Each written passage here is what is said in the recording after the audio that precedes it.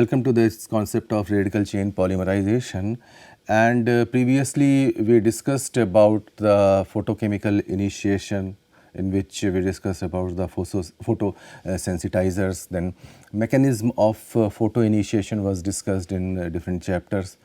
Then we had a discussion about rate of photopolymerization, and we discussed about the absorbed light measurement, and we had a broad discussion about initiation process by ionizing radiation.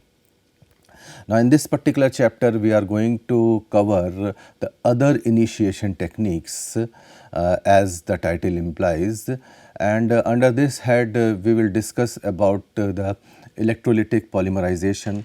Then we will discuss about the plasma polymerization, sonication.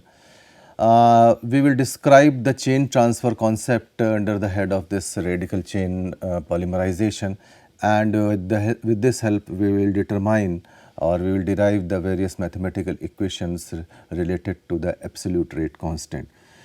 So, let us have a look about the electrolytic polymerization.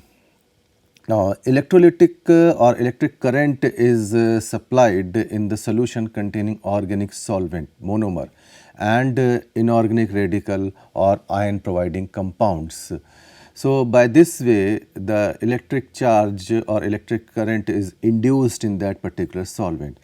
So, whatever radical species they generates in this particular solution, they generate due to the electric charge provided to the solution, which then initiate the polymerization process. One example can be given on the basis of electrolysis of acrylamide tetrabutyl ammonium perchlorate solution to generate ClO4 radical formed due to the oxidation of ClO4 negatively charged at anode. Now, this process usually having certain benefits, that this process usually do not require any kind of oxidant, which if you recall that in previous lectures we discussed that there is a requirement of oxidant or any kind of reactive group to initiate the polymerization process.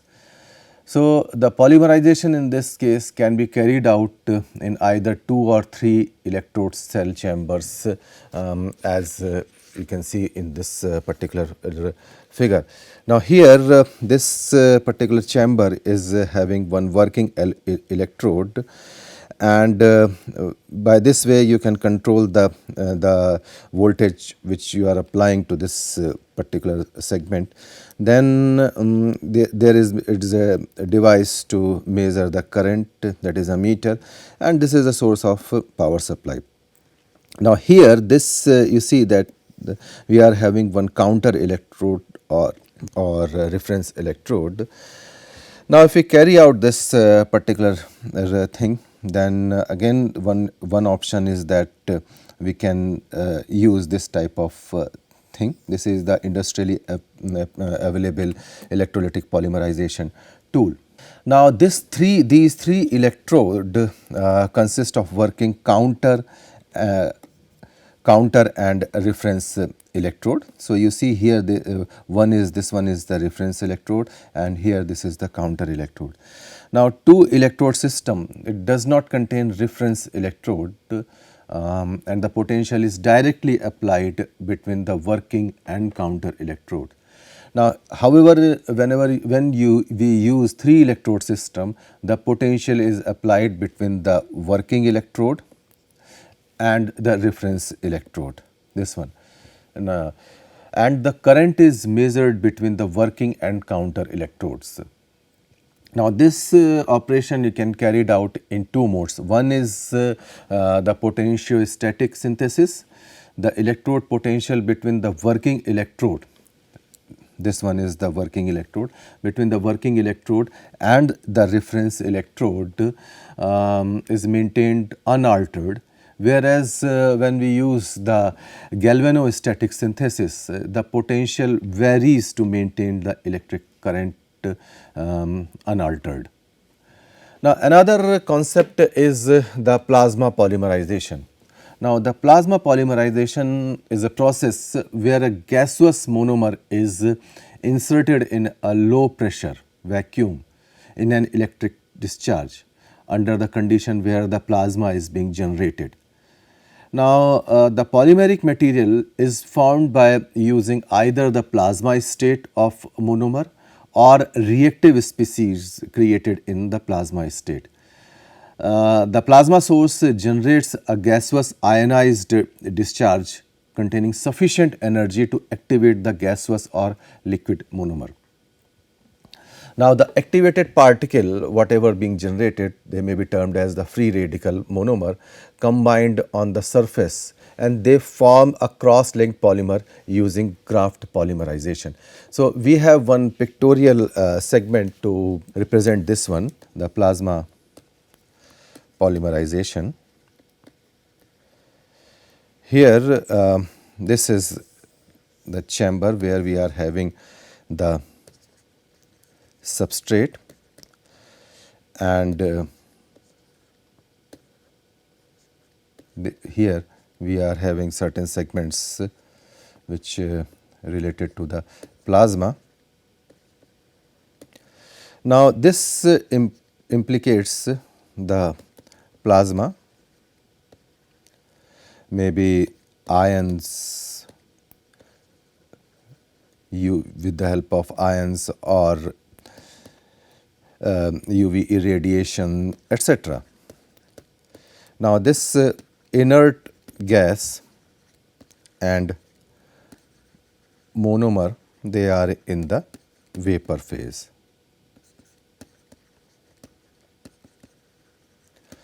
Right. Now, once they synthesize, then they may create the cross-linked polymeric system like this. So, just have a brief look about the mechanism. Now, here the initiation, as we recall that this is a three-step process: initiation, propagation and termination. So, initiation, this gives you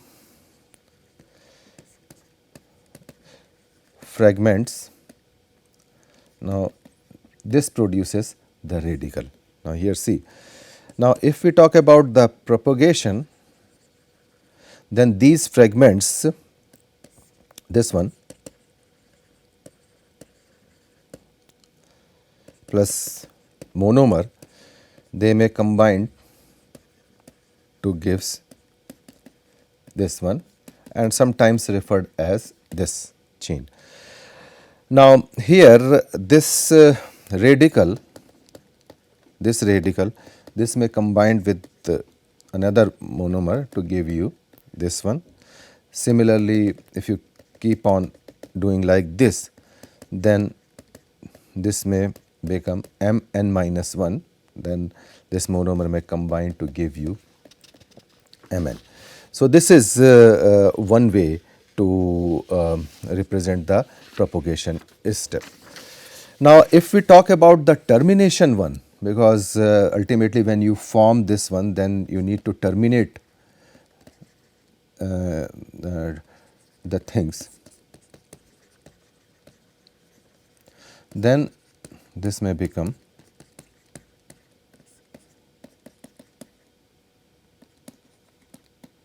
so this is your termination step.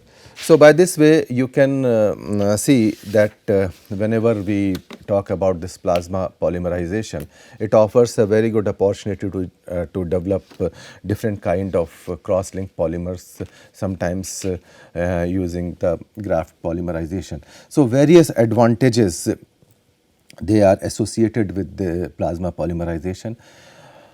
They offer a high degree of cross-linkage as compared to the other initiation process. Sometimes they possess a least damage to the structure, because things are in the plasma form or in the vapor form or in the gaseous form. Another advantage is that they have very good thermal stability and strong adhesion to the surface. As you see that there is a deposition of generated polymer over the surface of substrate. Another advantage is associated that it is usually not dissolvable in any organic solvent. This may be attributed to the the cross-linking character of the polymer being generated in due course of time. Now, compared to other initiation technique, the plasma polymerization is a single step process, whether single monomer or copolymer is used for the chemical modification. So, these are the various advantages associated with the plasma polymerization process. Now, it opens a broad domain for the selection of monomer. Now, as usually the volatile molecule, they can undergo polymerization even if does not contain any vinyl or a cyclic group like alkanes, etc. So, it opens a new horizon, it opens the new opportunity for the polymerization process. The polymer composition usually depend upon the geometry of the reaction vessel, because it is a cross-link one. So, the geometry of the reaction vessel plays a very vital role. Moreover, apart from this, the operating conditions like monomer flow rate, concentration, pressure, power discharge, etc., they also play a very vital role in the determination of the polymer composition.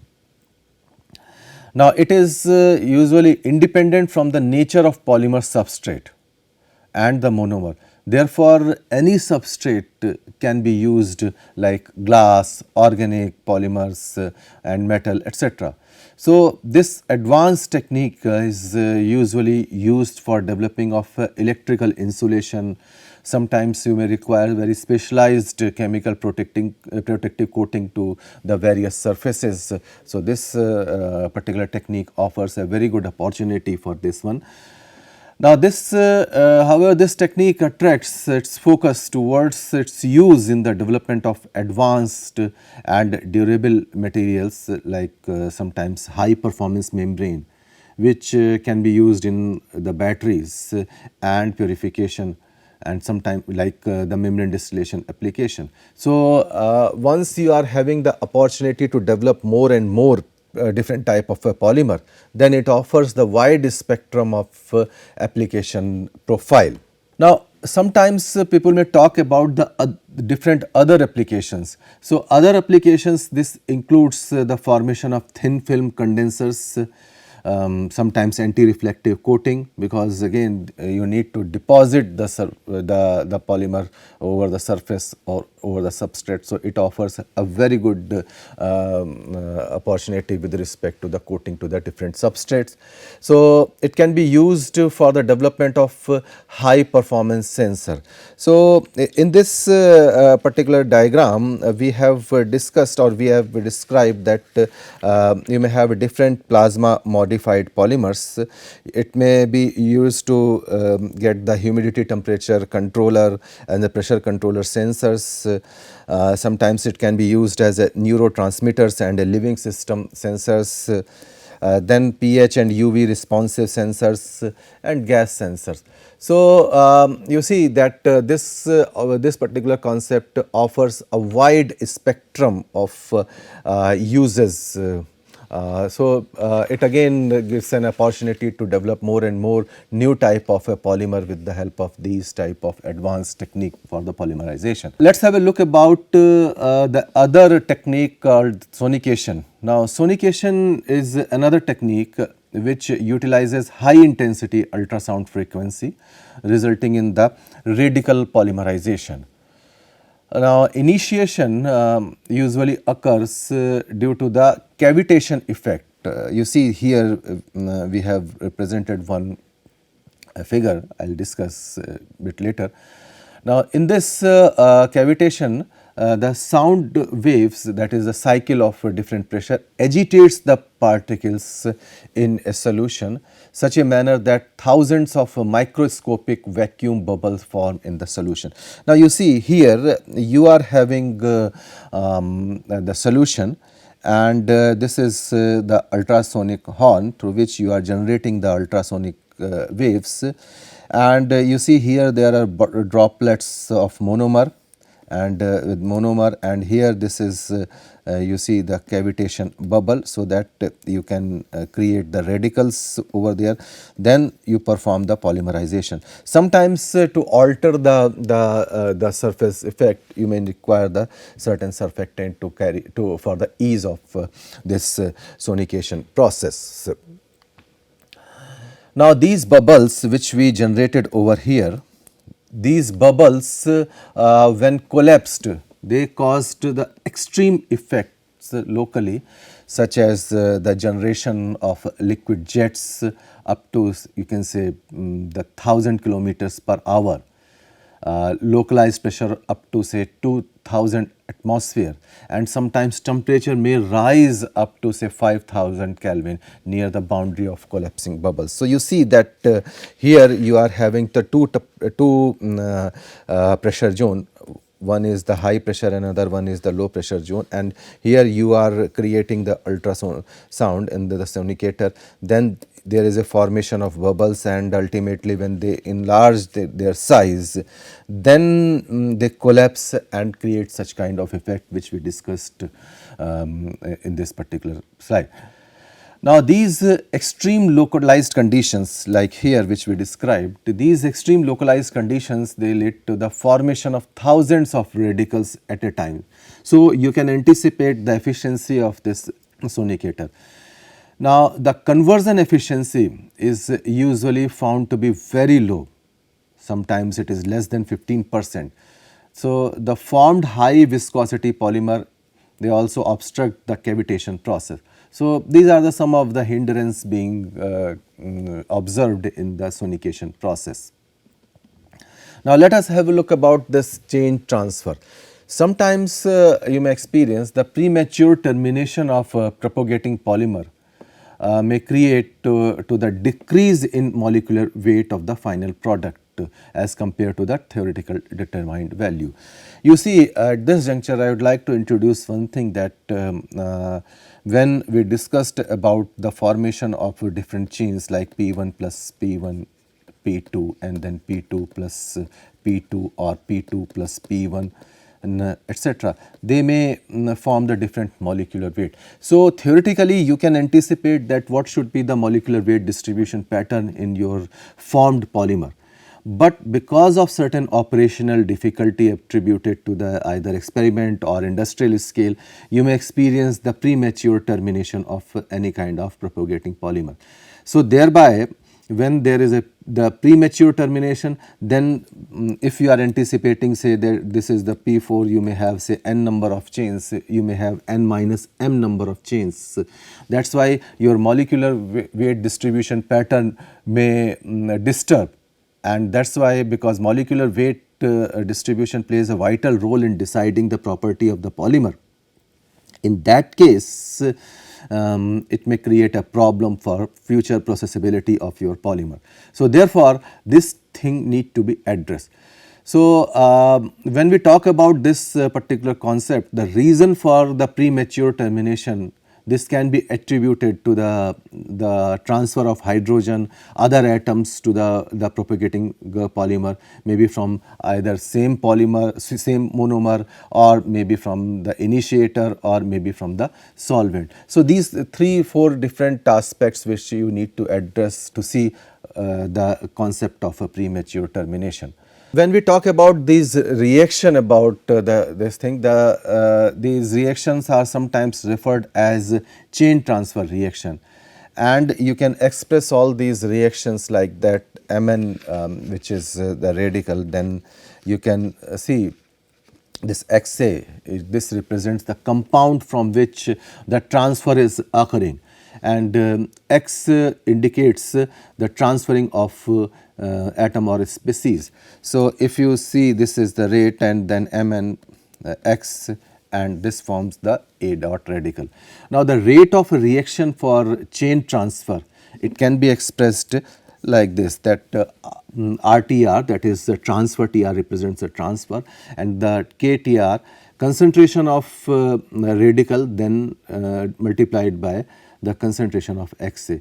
So now if we see that the new radical A dot which is formed in this particular reaction, this a new radical A is generated during this reaction and can be reinitiates the polymerization reaction by this particular reaction, where you can see that this can combine with the monomer to give you the monomer radical. So, this gives you another opportunity to understand the chain transfer. Now, we have been listed 4 kind of scenario in the different tables.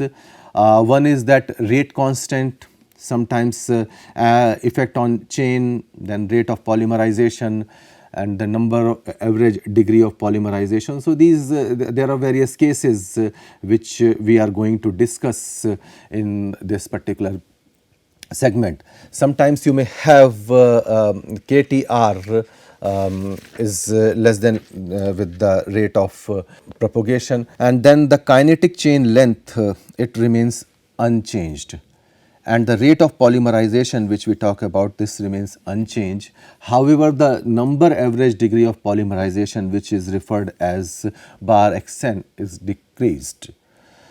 Now, if we say that the rate constant for the transfer of reaction is greater than the rate constant of propagation, then in that case the telomerization, that is the generation of a very small sized particle. Sometimes you cannot even notice all kind of these small sized particles. So, the effect on chain can be attributed to the telomerization, and the rate of polymerization usually unchanged, and number average degree of polymerization is greatly decreased. Similarly, if we talk about the say that rate of transfer is less than Kp, then the effect on change will be the retardation, and the rate of polymerization decreases. Simultaneously, the number average degree of polymerization will also decrease. And sometimes when you see that rate constant transfer of chain is increased or is greater than the rate constant of propagation, then you may experience the degradative chain transfer, and in this case the reinitiation step is slow. So, in that case the rate of polymerization usually decreases substantially, and number average degree of polymerization also greatly decreases, or sometimes it is more significant compared to the other cases. Now, let us discuss these things with respect to the different cases. Now, there are various cases in the under this head. Now, first case, that if rate constant, that is purely based on this particular table. So, if the rate constant for transfer reaction is very less, like in this case we have discussed, then that of the propagation, you see here this is very less, then the rate of reinitiation is comparable with the original propagating radical. You see that we have already enlisted that rate of reinitiation of the step, and this is comparable with the original propagating radical. Then there will be no effect on the rate of propagation, and the chain length will remain unchanged.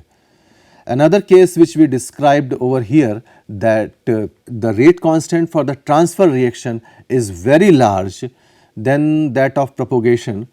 So, while the rate of reinitiation is comparable, you see here the rate of reinitiation is comparable in this case with the original propagating radical.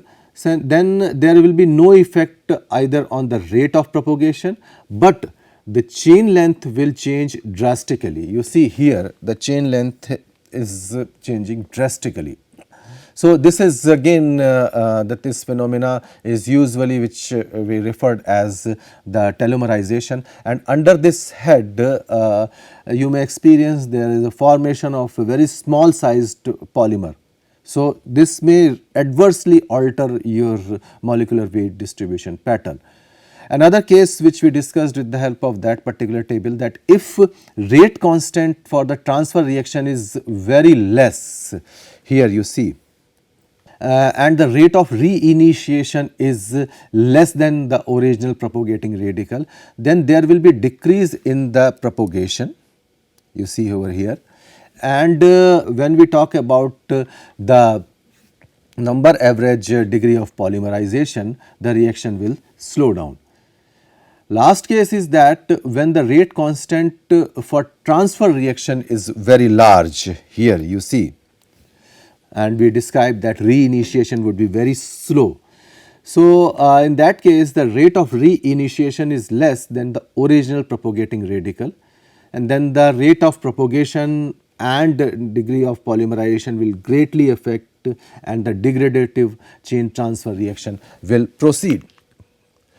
So, when the polymerization is initiated by the thermal homolysis and termination, whenever it occurs through the combination of coupling and sometimes disproportionation and the chain transfer to monomer, initiator and compound, sometimes as this is referred as the chain transfer agent, the number average degree of polymerization will take place. Now, we can represent this number average degree of polymerization like this. All these things in the usual notation, RT.2 plus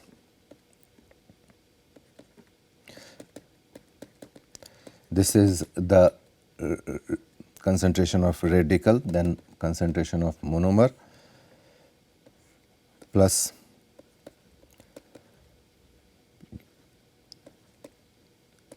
then concentration of monomer radical.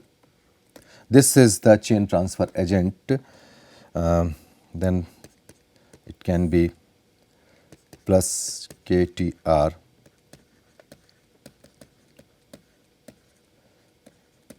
So, this is the way. Now, the first term in the denominator denotes the termination. Sometimes it may is the first term in the denominator. This denotes the termination by a combination of coupling and disproportionation, and other terms denote the chain transfer of by monomer, chain transfer agent and initiator respectively. So, consider now we can have simpler cases when disproportionation does not occur. So, a chain transfer constant C is introduced over here.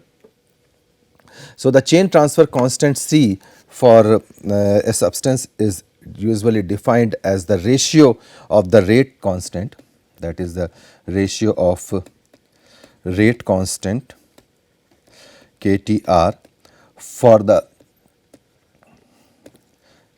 chain transfer of a propagating radical with that substance to the rate constant Kp for propagation of the radical. Now, the chain transfer constant for monomer, chain transfer agent and initiator, then thereby given by Cm, that is the chain transfer constant for monomer. It can be represented as KTRm upon Kp. Similarly, chain transfer agent, the chain transfer constant for chain transfer agent is KTRs upon Kp, and if we talk about the initiator, chain transfer constant for initiator, this can be represented as KTRi upon Kp. So, these three things are very important. Now, if we see that we can combine all the equations with the things having in our mind, that is Ri is equal to Rt. This yields 1 upon bar xm, that is the degree of polymerization, is equal to Ri upon 2 Rp plus Cm plus Cs, then concentration of chain transfer agent upon monomer plus Ci I upon m, or in other words we can write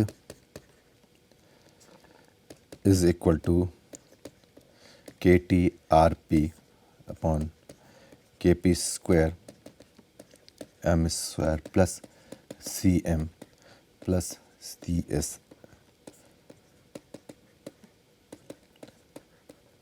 Ci Kt Rp square Kp square F Kd m cube. Now this shows the quantitative effect, the quantitative effect of various transfer reactions which we discussed in the things on number average degree of polymerization.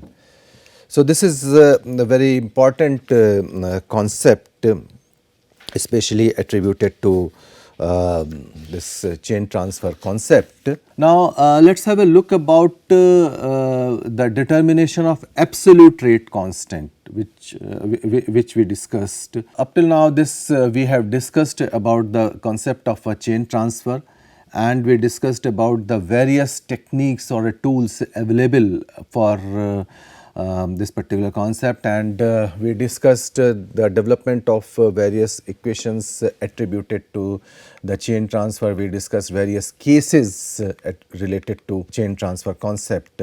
Now we will continue with this particular approach attributed to the determination of absolute rate constant in the subsequent lecture. Thank you very much.